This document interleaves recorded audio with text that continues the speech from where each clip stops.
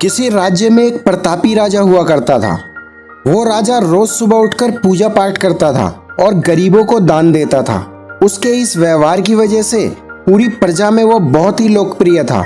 रोज सुबह दरबार खुलते ही राजा के यहाँ गरीब और भिखारियों की लंबी लाइनें लग जाती थी। राजा हर इंसान को खुश करके, उसे संतुष्ट करके उसे भोजन करवाते थे। किशन और गोपाल नाम के दो गरीब भिखारी थे जो रोज वहाँ दान लेने आते थे। राजा जब किशन को दान देता तो किशन राजा की बहुत वाहवाही करता था और राजा को दुआएं भी देता था। वहीं जब गोपाल को दान देता था तो वो हर बार एक ही बात बोलता था, हे ईश्वर, तू बड़ा दयालु है, तूने मुझे इतना कुछ दिया है। राजा को उसकी बात थोड़ी बुरी लगती थी। राजा सोचता था कि दान तो मैं देता हूँ पर ये गुणगान ईश्वर के गाता है। एक दिन राजकुमारी का जन्मदिन था। उस दिन राजा ने दिल खोलकर दान दिया। जब किशन और गोपाल का नंबर आया तो राजा ने पहले किशन को दान दिया और किशन राजा के गुणगान करने लगा।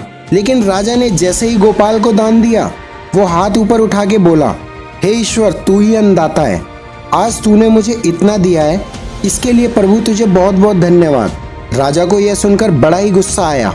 उसने गोपाल से कहा, मैं तुम्हें रोज दान देता हूँ, फिर भी तुम मेरे बजाय ईश्वर का गुणगान क्यों करते हो? गोपाल बोला, राजन, देने वाला तो ऊपर बैठा है, वही सबका अन्नदाता है, आपका भी और मेरा भी। यह कहकर गोपाल वहाँ से चला गया। अब राजा ने गोपाल को सबक सिखाने की सोची। फिर अगले दिन जब किशन और गोपाल का नंबर आया तो राजा ने किशन को दान दिया और कहा, किशन, मुझे गोपाल से कुछ बातें करनी है, इसलिए तुम जाओ और गोपाल को यहीं छोड़ जाओ। और हाँ, आज तुम अपने पुराने रास्ते से मत जाना, आज तुमको महल के किनारे के रास्ते जाना है, जहाँ से सिर्फ मैं गुजरता हूँ। किशन खुशी खुशी दान लेकर चला गया। राजमहल के किनारे का रास्ता बड़ा ही शानदार था और खुशबू भरा था। संजोग से राजा ने उस रास्ते में एक चांदी के सिक्के का घड़ा रखवा दिया था। लेकिन किशन आज अपनी ही मस्ती में था।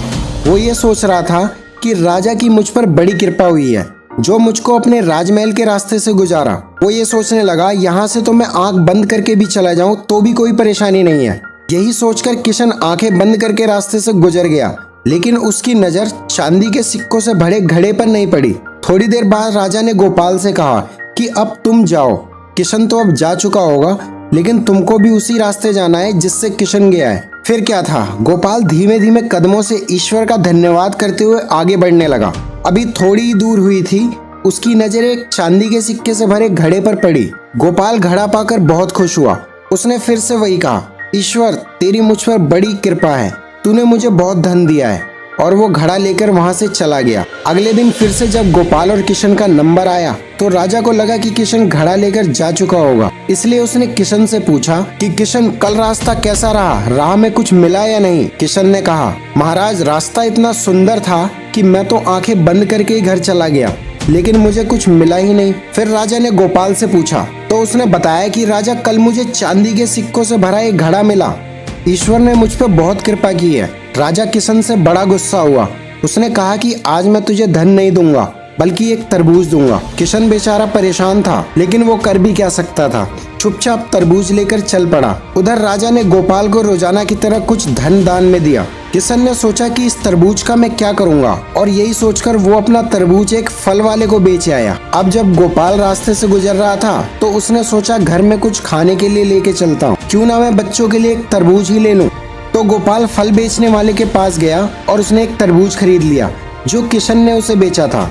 अब जैसे ही घर आकर गोपाल ने उस तरबूज को काटा तो देखा कि अंदर सोने के सिक्के भरे हुए थे। गोपाल ये देखकर बहुत ही प्रसन्न हुआ और ईश्वर को फिर से धन्यवाद दिया कि हे ईश्वर, आज तूने मेरी गरीबी दूर कर दी, तू बड़ा ही दयालु है। अगले दिन जब राजा दान दे रहा था तो उसने देखा कि केवल किशन ही आया है, गोपाल नहीं आया। उसने किशन से पूछा तो किशन ने बताया कि कल भगवान की कृपा से गोपाल को एक तरबूज मिला जिसके अंदर सोने के सिक्के भरे हुए थे, और अब गोपाल तो एक संपन्न इंसान हो चुका है। किशन की बात सुनकर राजा ने भी अपने हाथ आसमान की ओर उठाए और बोला, ईश्वर, वाकई तू अन्नदाता है, मैं तो मात्र एक जरिया हूँ।